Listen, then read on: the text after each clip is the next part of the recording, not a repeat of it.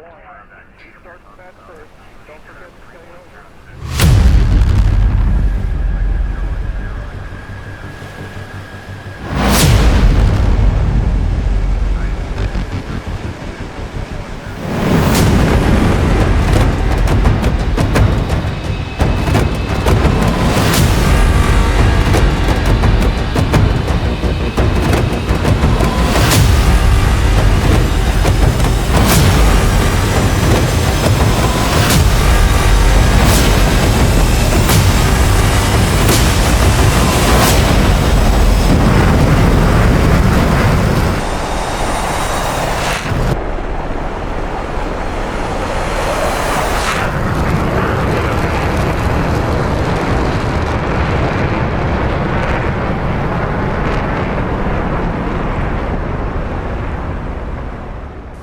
All right, we were just listening. Let's get some more. Just seen a flash of lights off on the horizon. We're seeing bright flashes going off all over the sky. Now the sirens are sounding for the first time. Watching what basically we are starting to see now. There is a sky is lighting up, I guess, to the south with anti-aircraft fire. Some is bright red, other flashes of yellow light. What seems clear is this city is well defended with anti-aircraft fire, and with considerable rapidity that there is another attack coming in. John? Yeah, Peter, this is eerie. These but it looks like a 4th of July display. It's just brightly lighted. Some are red, some are white. We can see explosions, explosions from these weapons. Oh, now there's a huge fire that we've just seen that we just heard. Whoa! Holy cow! That was a large burst that we saw. It was filling the sky. And I think, John, that took out the telecommunications. The bombs apparently still falling, unless that was anti-aircraft fire that we were hearing. But we see a lot of smoke. We see a lot of fire coming from various locations. We're standing by for that Pentagon briefing. If you're still with us, you're going to hear the bombs now. They are hitting the center of this city.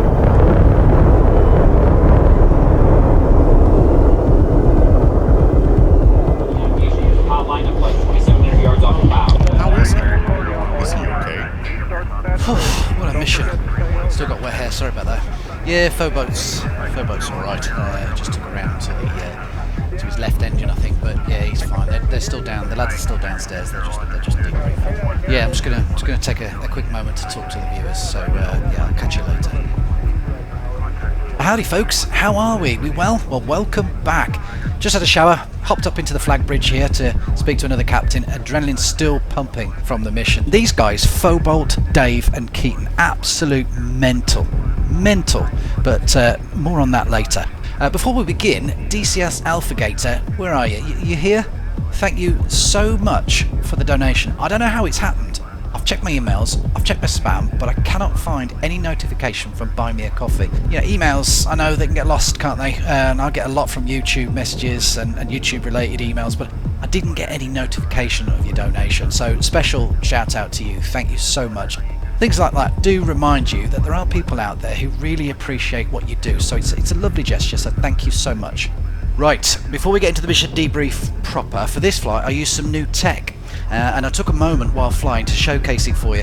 I'm not sure I took the best moment to do so, but here we go. Check this out.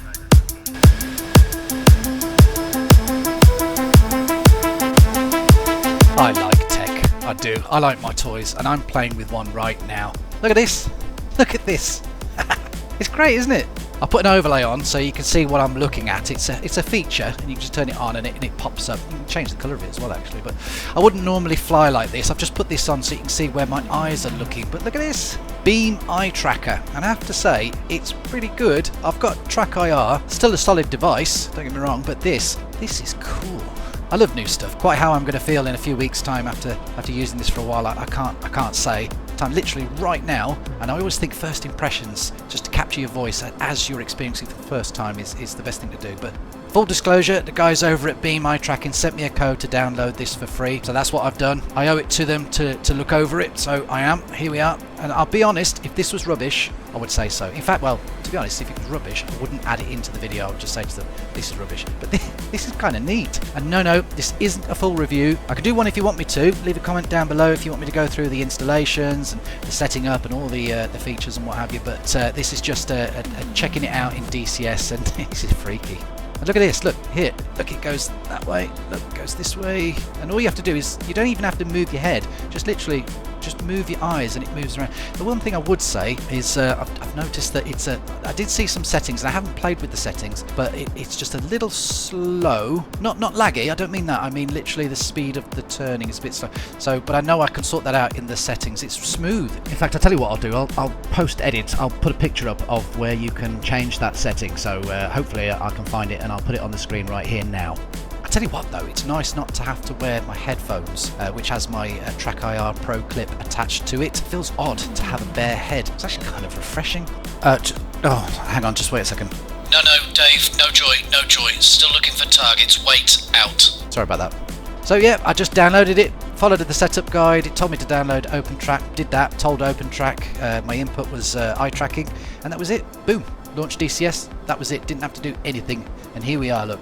Beam uses, the Beam Eye Tracking uses OpenTrack software, which is free. The OpenTrack acts as a base for Beam Eye Tracker to send instructions to it. So now being eye movement, it's a lot more precise, that's where you get the benefits. Only downside is you do need a webcam, but if you've got one already, then this is a real contender for those seeking a cheaper alternative to TrackIR and Tobii tracking. There's others as well, like Grass Monkey's IR Tracker and D-Land Clip Fusion Pro. I've only recently discovered those, but they're all around the 50 to 150 pounds, euros, dollars. But you don't actually need an expensive webcam for this. Beam Eye Tracking do have a list on their website of recommended webcams. I can put a link in the description so you can have a look at that if you want. Speed is more important than resolution, so 60 frames a second will give you more reliable feedback than 30. So if you are going to get a webcam, just watch out for that. You can use your mobile phone as well if you want to, and that will work with it, but I've read some negative sort of comments about latency on that one, so you might have to just watch out for that. But this is great. I'll tell you what, I might actually use this for tutorials. Can you imagine when you're referring to something, you can just look at it and have that sort of circle around it? Would be really useful, I think. Best pay attention here. There are other face tracking solutions out there, but this is an eye tracker. Benefits here, as I said earlier, is a bit more precise levels of accuracy. I wanted to show it to you, so I hope you guys are intrigued enough to take a look. They do offer a demo actually on Steam if you're still a little bit hesitant and on the fence, but otherwise if you want to support me and the channel, you can use the affiliate link in the description below to grab yourself a copy. £30, $30 roughly, unless you wait for a sale, but I think in all fairness that's a reasonable price for what you're getting. But certainly excited to mess with this in my own time, which I am definitely going to do. This is definitely fun. Thank you Beam Tracker for this, do appreciate you reaching out to me, and thank you all for watching this segment. So yeah, I'm going to have to go though because I've been shot at. So right, back to it, here we go.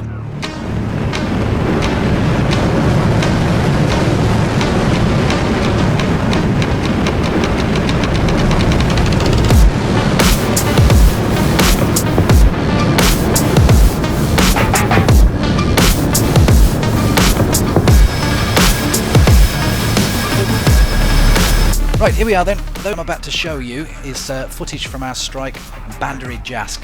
Messages for the mission came through from HQ, and it was all go, go, go. All four of us just got back.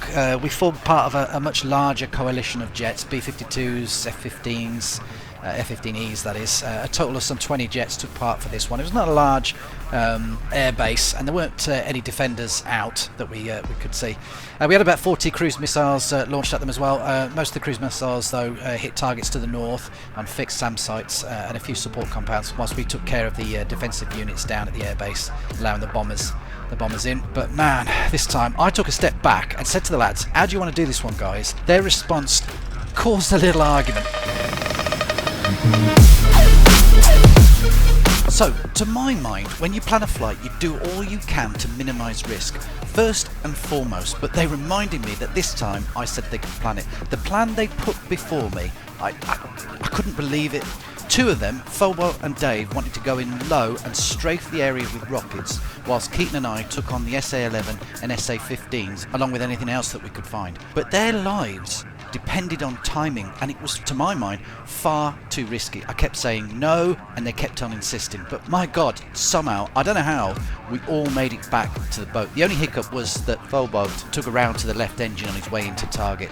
Now, what I'm going to do for you is grab the footage, because the view I had from up high was shocking, and I was bracing as I followed them in with my eyes. Drones came in at almost the same time, and so did my AGM-154s. They scattered the area with tiny little bomblets. I literally saw it take out the 15 and the remains of the SA-11 that Keaton silenced on my second attempt in. But look, enough chatter. With all of that action, I know when I gather my footage, it's going to make one hell of a video. So I'll say this now, thank you so much for watching. If you want to donate, you can buy me a coffee in the link in the description below. All donations really do help keep the channel alive. But for the video, yeah, don't try to attempt this. This is not the way to do it, but as it is, enjoy the video, and I'll catch you all next time.